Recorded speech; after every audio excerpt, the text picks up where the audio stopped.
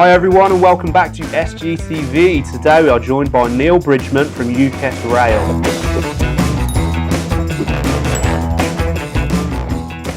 So we're going to be talking a bit about your background and you getting into the industry, Neil. So let's start off by just sort of tell us a bit about yourself, how you came about being an electrician and to where you are now. Right, well, I became an electrician by joining a YTS scheme back in Dagenham Falls, like I must be 16, 17, something like that, so a long time ago, about 1998. I actually thought I was going for a job as a motor electrician, because that's what it was. It was with Dagenham Falls. And no, it was a YTS scheme, and there was this place down there that was teaching all sorts of trades. And they'd have a section for plumbers, a section for bricklayers, a section for chippies, and a section for electricians. And that's how I started. And a part of that, with local companies would come down and interview the learners. And me and a guy called Ricardo got a placement with a company called Nomico. They're still going now, in East London, Dagenham. And we sort of just done domestic new builds, because it's quite a thing back then. It was quite like London was just booming. There's just loads of new build flats going up everywhere.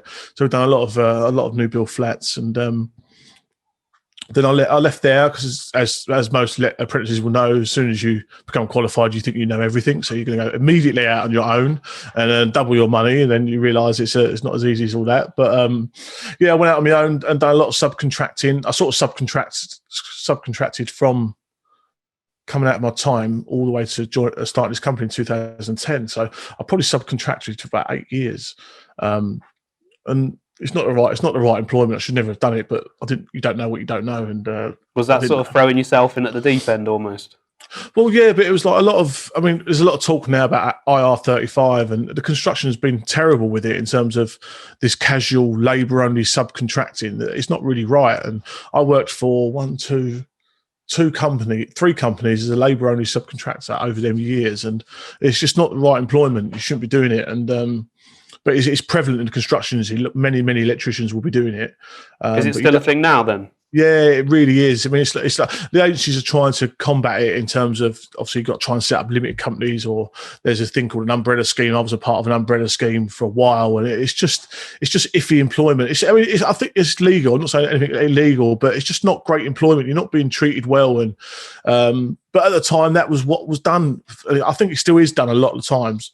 But I've done that for a long time, and eventually got into rail. In about 2008. There was the recession hit, and the company I was working for, I was one of the highest paid, decent electricians, and so in their infinite wisdom, they decided to cut the electricians with the skill levels, because they was higher wages, and keep some of the lesser skilled. And then I started trying to do my own stuff again. I was doing domestics, rewiring. I was in Hornchurch, not far from where I used to live, and I still remember it. I was in the kitchen, and I really got on with one of the clients in terms of their project managers. I'd done all his work. He always insisted on that I would attend his jobs when I was subcontracting for the other company. And he called me. I remember I was in the kitchen doing downlights, and he called me. He said, "Do you want to start up on your own?" And that was it. The company was born. That was domestic, though. That was I was doing domestic at the time, but the guy, because I'd just been pumped from the last company in rail, he'd phoned me. He wasn't happy that I'd been let go, so he phoned me up and said, "Look, start up your own business and come subcontract for me." And that's what I've done, and I'm still in contact with that guy now. He's retired now, but I owe him a huge debt. It wasn't even a conscious decision. It was just just making sure that I turned up every day. And listen, we've all had our bad days. I'm not going to pretend I turned up every day and I smashed it and I was doing the best I could every day, but I had that fundamental overarching responsibility that I wanted to try and do the best I could every day. I turned up to work, someone was paying me, and I would do the best I could every day. Everyone has their off days, some people have their off weeks, some people have their off months. It's just the way it goes in life. But I did try and do the best I could. I did forge good relationships, and when all was said and done, and I was still just picking up an odd rewire or an odd kitchen rewire, then all of a sudden an old client of the past has picked up the phone to call me and say, "Come work for me." You know what I mean? And that's just not from one job. That's from years of building that relationship, years of having a great attitude. And even now, I employ attitude over competence. we can teach competence. We can teach people to be good electricians. We can't really teach attitude. If they've got a good attitude, then that's enough for me. I will try and mould that person into a great electrician.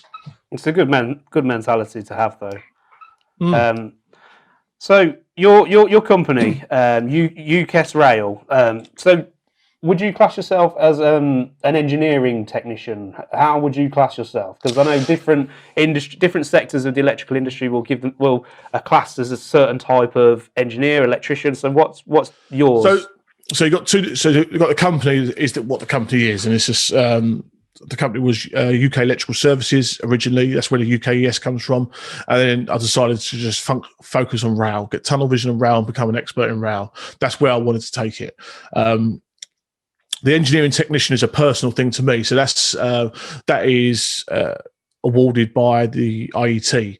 So as part of your professional registration. So that's something I gained in terms of myself. And what they'll do for an engineering technician is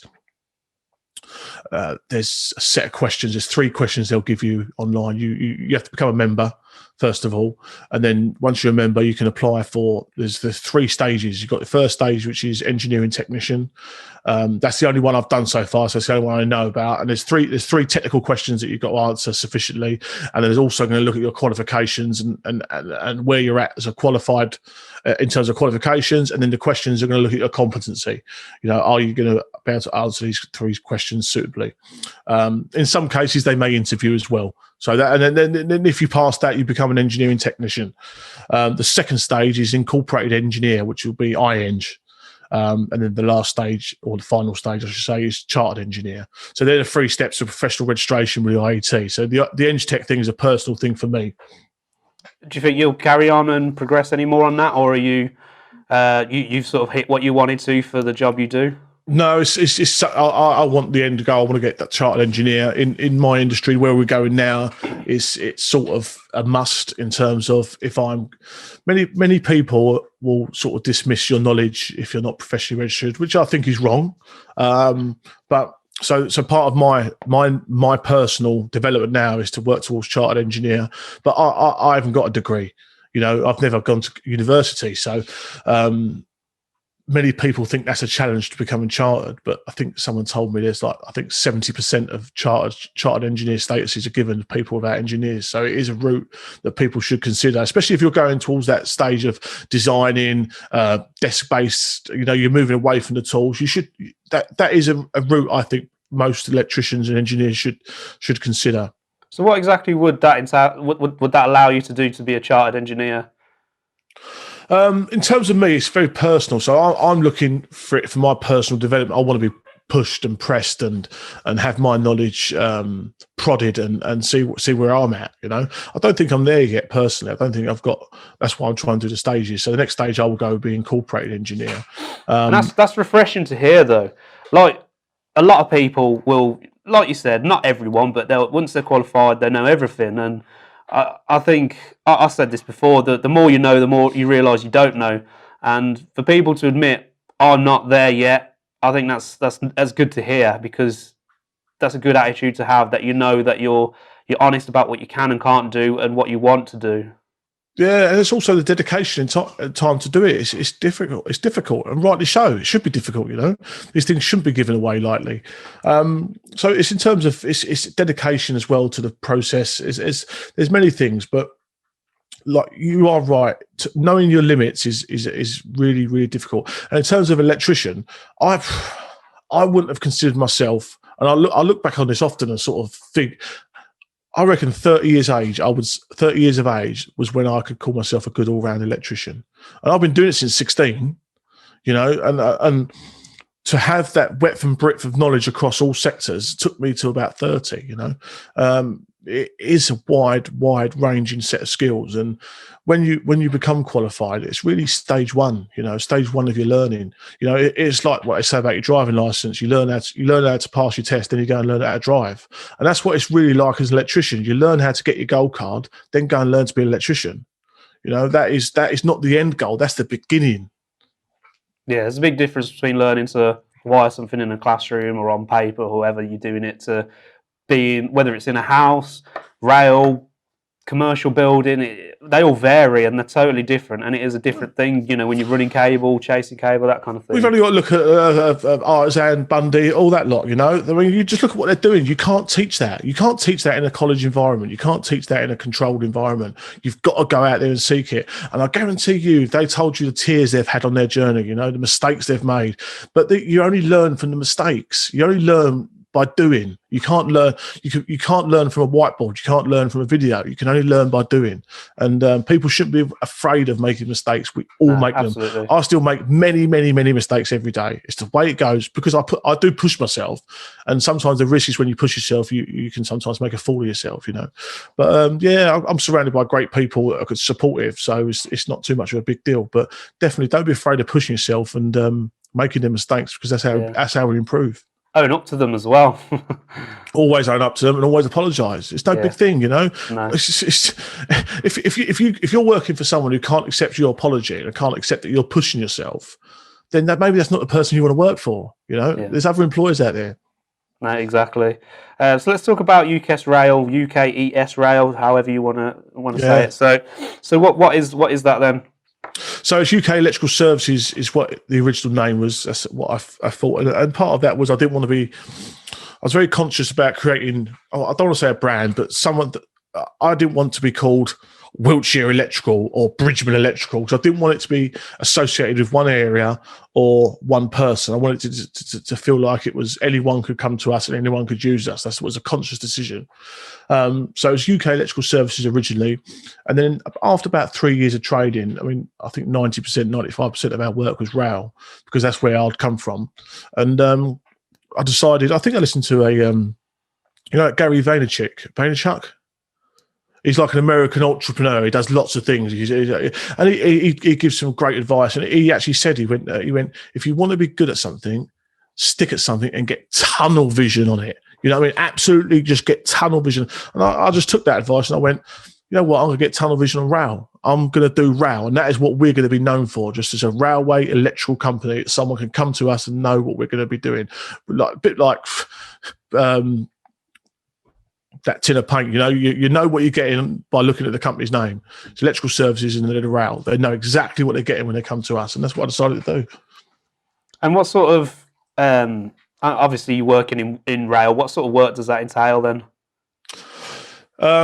It can be anything from fire, say like fire alarms, to data, to emergency lighting, to distribution, installation, lighting installation, testing, verification, maintenance, you name it, we're doing it. There is literally no limit to what we do.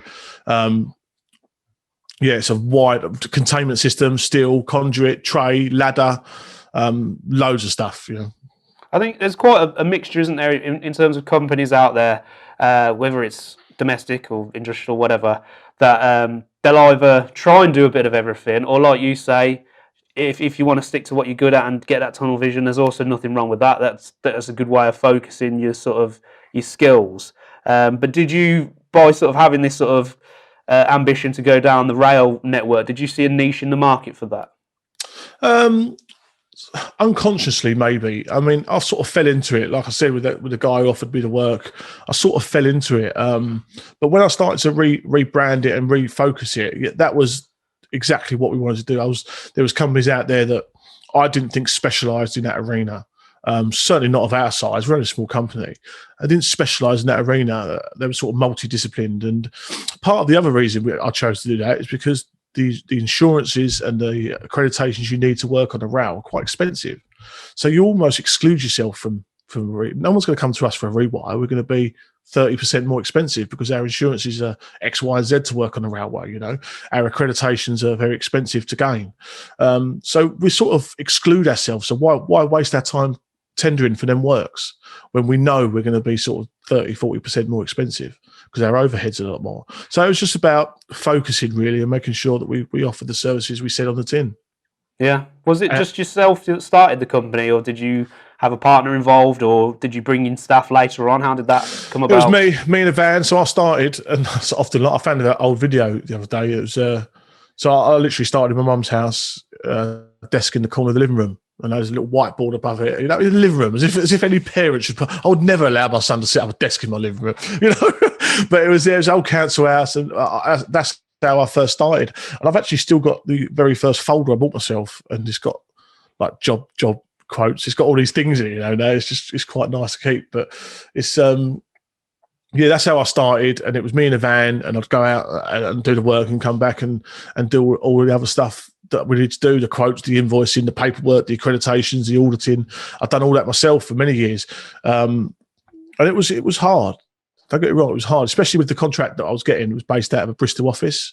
And so I was living in Romford in East London. So it was like we was doing digs and staying in hotels, and that's a young man's game. It's not a person's with a family's game, you know. So I said to the now wife, the missus at the time, I said to her, we've got to make a decision. We either don't do this, we forget the company because I'm not doing this the rest of my life, or we pick up sticks and move. And we picked up sticks and moved and never looked back. Moved to Wiltshire. And yeah, never looked. And the funny thing is now, most of my work's in London, which is annoying.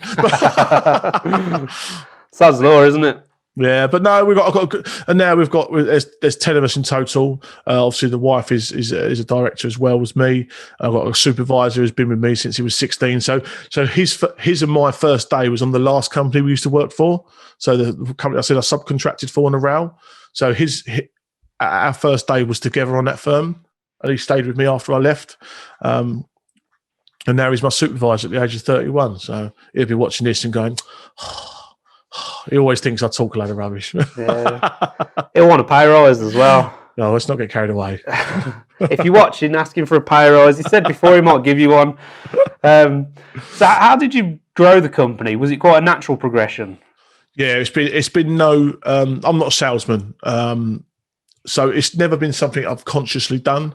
I remember, and this will resonate with many business owners. Taking on my first employee was the hardest decision I ever made. I always used to think, am I going to have enough money to pay him? Am I going to have enough work to pay him? What happens if work dries up, you know? And I'm probably put that off for 2 years. And as soon as I took the step and took the leap and done that, it was accelerated. It just accelerated. All of a sudden, then you're taking on your second, then you're taking on your third.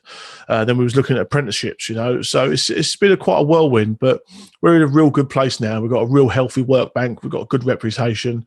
So I think consciously I'm going to start trying to prod more clients to try and get a wider breadth of that income, because that's always good business to have income coming from many sources rather than one or two or three select sources.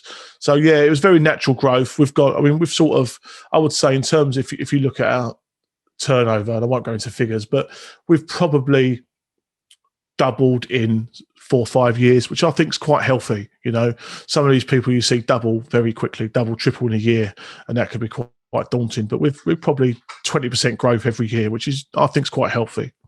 So when you say you was a bit nervous about employing someone, whether you might be worried about earning enough money, getting enough work in, did you find once you did take that leap and get them that maybe you're just a bit more confident that you can take on a bigger job, maybe demand a bigger payment for that job? Yeah, well, it's not even if it's a bigger payment, really. In terms of taking on jobs that require 2 people, for example, we can start doing that. And I now look at things completely different. Now I look at, if I'm taking on more people, that's more profit I'm making off my staff. You know, and the profit's not a dirty word. I need to earn money as well. So now I look at the more people I can employ, the more potential profit I can make, the more I can ask for more work from the client. You know, so now I don't get greedy and take on. But, you know, we're looking at contracts now, which is another year's work that will take on another 2 staff. You know, that's 20% of our workforce. That's quite a big jump, you know. And in terms of keeping it controlled, that's what I've got to do, keep it controlled and not get carried away with these massive, great big contracts that are going to take another 15 people, you know what I mean, and grow our company 150%. It's just not what I want to do. I'm quite happy with where I am at the moment. I've got a great team around me. I'm very lucky to have them. They make me look good. And yeah, so as I said in the other video, is like we employ attitude first, and we employ people that fit into the team first. The rest of it comes second. And where do you find them? I mean, you can employ people from many different avenues, whether it's agencies, you know, going into college and looking about, or advertising on websites? How do you get your employees? So right now, plug alert, apprentice 1-to-1, as you well know. Mark Allison, Mark Allison's a good friend of mine. He's doing brilliant. What he's doing for the industry is absolutely amazing. Yeah, off his own back, he's just helping. That's all he's doing. It is unbelievable what he does. We talk almost every day. He's a great man. He's doing some great, really selfless stuff for the industry. I think today. So what's just second week in May? So I think today he's got his 700th person employed. Wow, 700, one man. Yeah, and he only started it lockdown last year, wasn't it? Lockdown. That was the driver when people were losing their placements during lockdown. And he's now just got his 700th, and he's also just taken his first on himself. So congratulations to him. That apprentice is going to be a real lucky apprentice because that man knows his stuff as well. So yeah, my last apprentice was taken through the A1-to-1 scheme, and I'm really proud to say that because Mark does a hell of a lot of work in terms of that. So yeah, thank you, Mark. Thanks for doing that for them and for us, because now we're going to benefit. And the kid's name is Mackenzie, and he's been with us about 5 weeks now, and he's smashing it. He's fitted right in. The team love him. So yeah, I think he's going to be good. I'm really looking forward to it. Yeah. And where do you see the future of not only your business but the rail industry heading? There's definitely going to be a skills shortage, so we need to get more people in the industry. We need more employers that are going to invest in youngsters. There's no reason why any employer is going to listen to me, but try and avoid the apprenticeship, the agency route.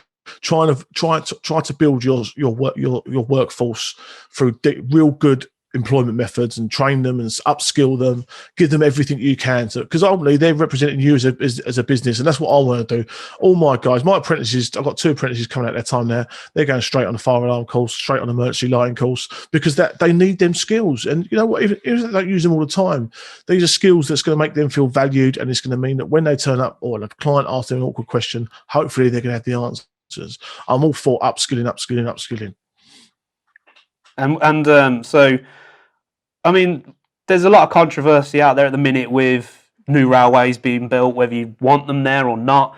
And we've spoke about this sort of off camera as well. But like I say, whether you agree with it or not, there's a lot of work out there now because of it. So do you see that as a good thing, especially if you're looking to get into the rail side of things as an electrician?